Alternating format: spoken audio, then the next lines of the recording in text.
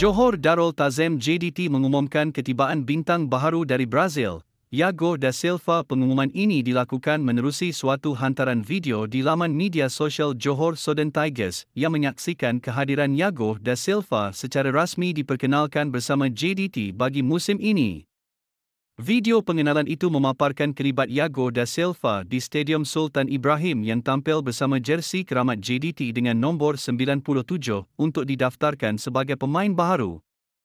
Rekrut terbaharu, Iago sertai Johor Darul Ta'zim, umum laman Johor Southern Tigers.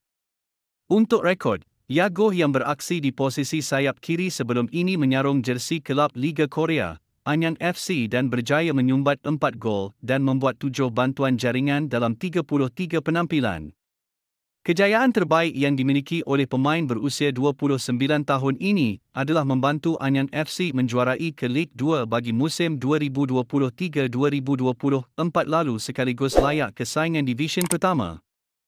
Kehadiran Iago da Silva sudah pastinya akan menambahkan pilihan pemain buat jurulatih Xisco Munoz untuk merencana strategi terbaik khususnya bagi menambah sengat di jentera serangan. Selepas Iago Cesar da Silva, giliran Marcos Guilherme menjadi rekrut terbaru Johor Darul Ta'zim JDT.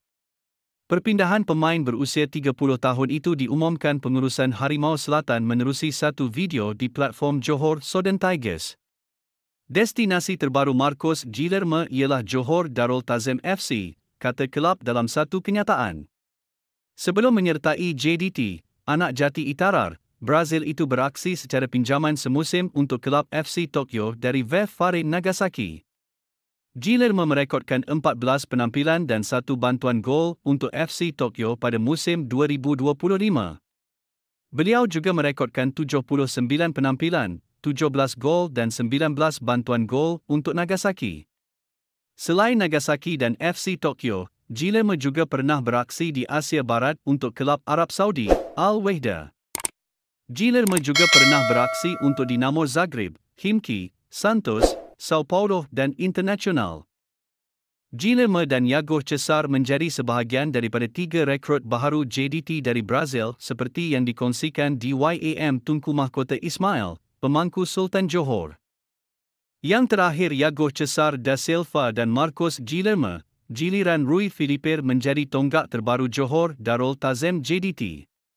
Perpindahan pemain berusia 31 tahun itu diumumkan pengurusan Harimau Selatan menerusi satu video di platform Johor Southern Tigers. "Nena ada di sini selamat datang ke rumah juara," kata kelab dalam satu kenyataan.